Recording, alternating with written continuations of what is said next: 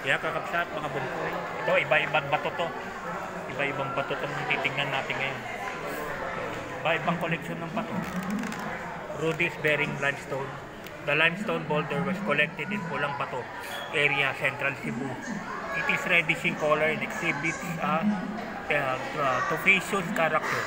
It contains ambulant remains of an unusual form of bivalve called rudis. Mainly few genera of polyconites and requinlid. The rock also contains rorals. Galing Cebu to. Galing Cebu. Rudis bearing limestone. Tapos dito meron din. Ito naman Jurassic sandstone.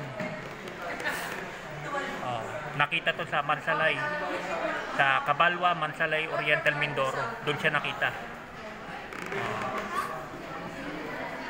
161, 168, early late Jurassic 161.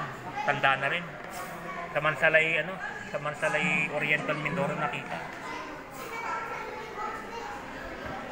Ito, conglomerate. The rock is a conglomerate type of course. Yan. Sa Mansalay, Oriental Mindoro rin nakita.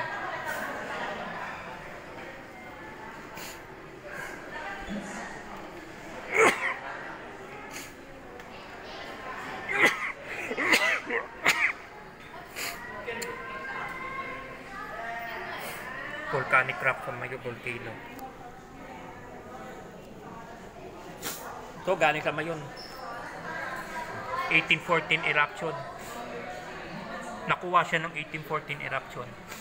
Mount Mayon.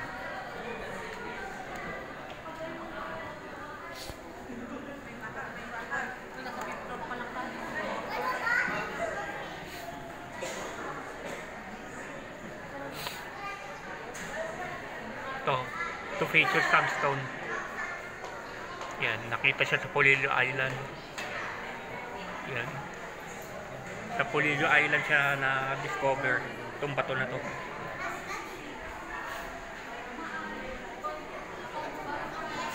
Ito, church.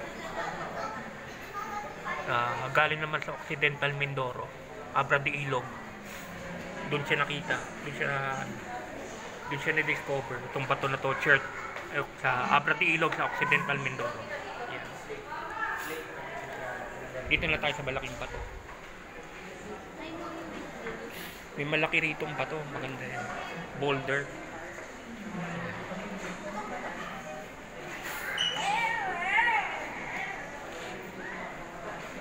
Laking boulder, no? Laking bato.